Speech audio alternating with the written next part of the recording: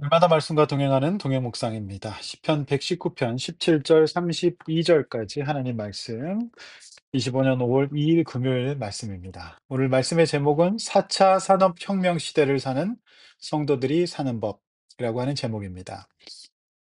어제는 근로자의 날이었습니다. 보통 성도님들을 뵈면 일상의 루틴이 깨어졌을 때 영적으로 더 무너지시는 모습을 보게 됩니다.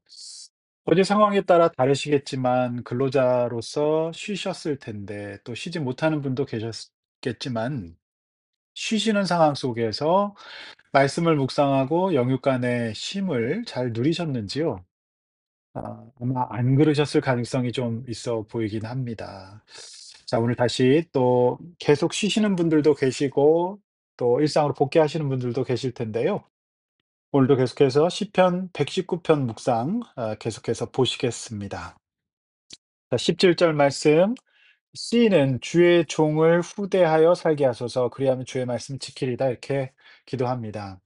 그리고 18절 눈을 열어 주의 율법에서 놀라운 진리를 보게 해 달라고 기도하고요. 왜 그렇습니까? 자, 19절. 시인은 지금 이제 나그네가 되었기 때문에 그렇습니다. 나그네 입장입니다. 성도 여러분, 우리는 이 세상에서 나그네로 살아갑니다. 나그네라는 것이 뭡니까? 이제 불안정한 거죠. 지금 머물고 있는 것도 어 이 소속이 아니고요. 그렇다고 해서 태어난 고향에 있는 것도 아니지 않습니까? 잠시 거쳐가는 입장이라 입장이 참 고려할 것이 많습니다. 그러다 보니까 여러 가지 상황 속에서 갈등이 생기고요. 그 갈등 속에 있다 보니까 마음도 상합니다. 갈피를 잘 못 잡겠습니다. 이러지도 저러지도 못하는 애매한 상황 가운데 놓이게 되는 것이 바로 나그네의 삶의 본질이죠.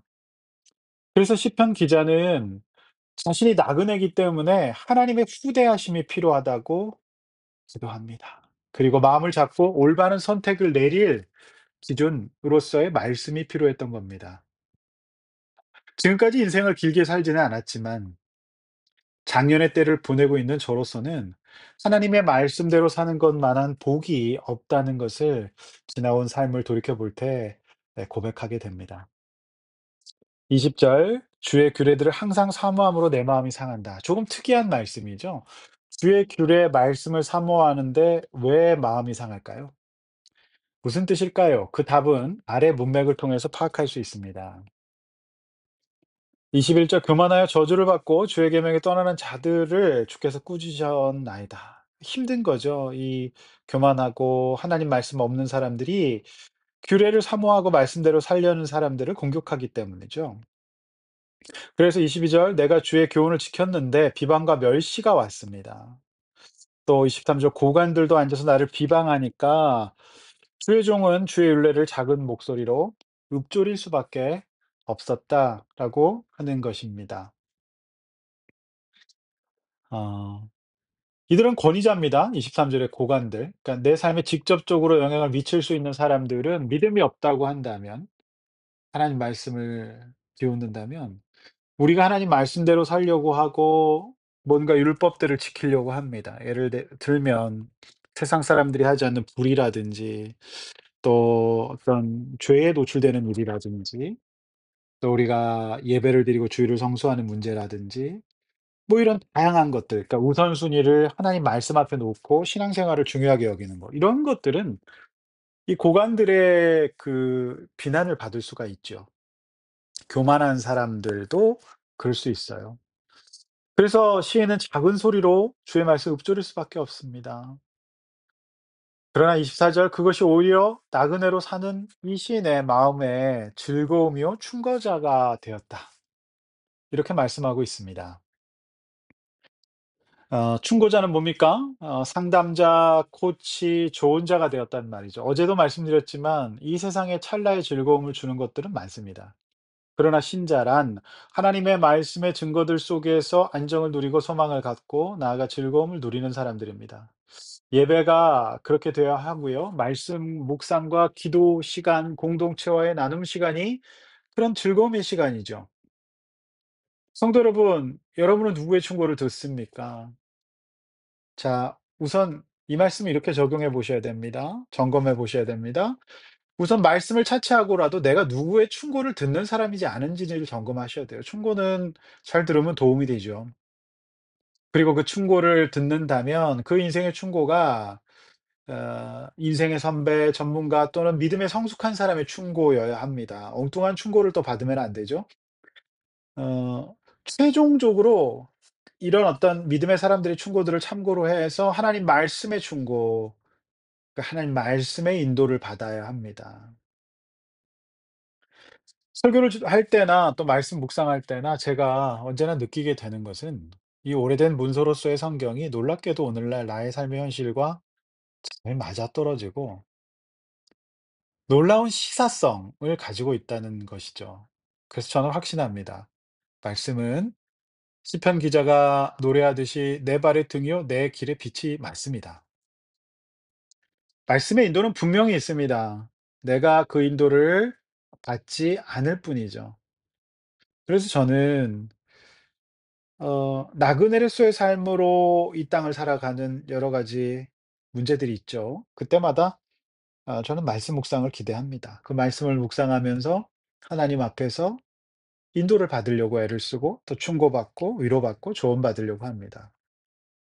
만약 그것이 없다고 한다면은 참 이 세상 나그네의 삶은 힘들 겁니다. 아. 여러분 오늘 이 말씀 한번 각자 적용해 보시고 하나님의 말씀을 통해서 그분의 충고와 설득과 사랑과 위로가 담긴 어 그런 하나님의 도움 받으시기를 바랍니다. 자 25절 시인은 쉽지 않은 나그네 상황 속에서 주의 말씀대로 나를 살아내게 하소서. 그러니까 살아내는 겁니다.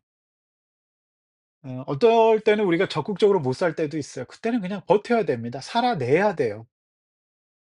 살아낸다는 말씀이 좀 공감되시잖아요. 아버지로서의 때, 어머니로서의 때, 또 경영자로서의 때, 근로자로서의 때, 학생의 때 그냥 살아내는 겁니다. 그 26절 더 깊게 하나님의 말씀을 깨닫게 하시고 율례를 내게 가르치소서 이렇게 말하죠. 그리고 그 말씀을 읊조리고 계속 묵상할 수밖에 없습니다. 음 28절 "내 영혼의 눌림으로 말미암아 녹사오니 주의 말씀대로 나를 세우소서." 27 절에도 깨닫게 하시는데 "작은 목소리로 읊조린다." 그런 거죠. 그러니까 특별히 저는 28 절에서 영혼의 눌림이 가득할 때에도 말씀의 인도를 구했다는 게 인상적인 것 같습니다. 이 점은 참 본받을 만한 점이죠. 보통 우리가 별 문제가 없고 좋을 때는 말씀 묵상하고 예배도 잘 드리고 뭐 이러다가 정작 꼭 필요한 이게 힘이 들 때나 눌릴 때 이러지도 저러지도 못할 때 끌려가야 될 때 나그네로서 살아야 될 때는 그걸 놓쳐 버리시는 경우가 있더라고요. 그런데 이 시편 기자는 영혼이 눌릴 때 말씀대로 갔어요. 말씀 묵상의 정말 유익은 바로 그겁니다. 눌릴 때 가는 겁니다. 신앙 마찬가지입니다. 신앙은요. 아무 고난 없고 잘 먹고 잘 살고 자식들 공부 잘하고 뭐 이럴 때 기독교가 아닙니다. 기독교는 이 고난 가운데에서 눌릴 때 회복되는 곳이죠. 여러분은 눌릴 때 오늘 시편 기자처럼 하나님 앞에 "말씀대로 나를 세우소서." 이렇게 기도하고 나아가고 계십니까? 29절 "거짓 행위를 내게서 떠나게 하시고 주의 법을 은혜로이 베푸소서." 이 주의 법은 참 하나님의 은혜 아니면 깨달을 수가 없는 것 같아요. 저도 신학을 7 년이나 공부하고 고시와 수련을 거쳐서 10년 만에 목사 안수를 받았지만 그러고 나서도 부교육자 생활을 오래 했는데 아직도 성경 말씀을 향한 배움의 길은 끝나지 않아요. 아마도 평생 주의 법을 하나님께서 은혜로 베풀어 주셔야만 알 수 있을 겁니다. 30절 시인은 다짐합니다. 내가 아직 그 길이 멀어도 성실하겠다는 겁니다. 그리고 주의 규례들을 내 앞에 두겠다. 성실하게 그 길을 쫓겠다는 겁니다. 이것이 시인의 적용과 다짐이었어요. 구체적인 행동도 좋은 적용이지만 다짐과 각오도 못지않게 좋은 겁니다. 좋은 적용입니다. 마지막 31절 32절 하나님의 말씀에 매달릴 때 수가 없습니다. 믿으시기 바랍니다. 어렵고 힘들어도 그 영적인 길, 말씀의 길을 택하면 절대 수치당하지 않을 겁니다. 이 길을 떠날 때 수치가 있는 거죠.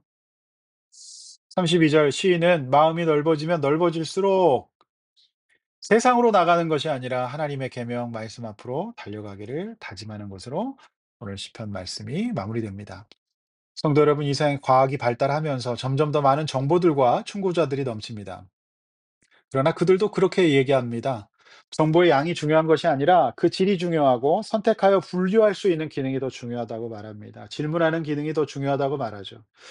4차 산업혁명의 시대라고 하는 이 인공지능의 시대는 분명 우리 사회를 많이 바꿔놓을 겁니다. 1, 2, 3차 산업혁명 때 많이 바뀌었듯이 바뀔 겁니다. 기독교, 특히 하나님의 말씀으로서의 성경은 가장 신뢰할 만하고 중요한 우리의 충고자가 되어야 하는 것이 맞습니다. 그래서 교회는 하나님의 말씀으로 아, 굴러가야 합니다. 하나님 말씀으로 교회가 다스려져야 하는 것이죠. 여러분, 아, 인터넷 또 인공지능 물어보시기 전에 하나님 말씀 앞에 나아가 충고받으시는 오늘 하루 되시기를 바라고, 이제 주말 맞이하시고 거룩한 주일, 5월의 첫 주일을 우리 성령 충만한 모습으로 맞이할 수 있기를 원합니다. 기도하겠습니다. 하나님 아버지 감사합니다. 사랑하는 우리 성도들에게 오늘도 나그네의 삶이 펼쳐질 겁니다. 살아갈 수밖에 없는 상황이 벌쳐질지 몰라도 그때마다 하나님의 말씀 앞에 마음을 두고 성실히 그 뜻을 구함으로 말미암아 우리가 하나님 앞에서 넘어지지 않게 하여 주시고 수치당하지 않게 하여 주시옵소서. 우리 성도들의 삶 가운데 말씀을 가르쳐 주시옵소서. 이제 주말 돌아오는 주일 예배 가운데 은혜 베풀어 주셔서 말씀으로 회복되는 예배되게 하여 주시옵소서. 예수님의 이름으로 간절히 기도하옵나이다. 아멘.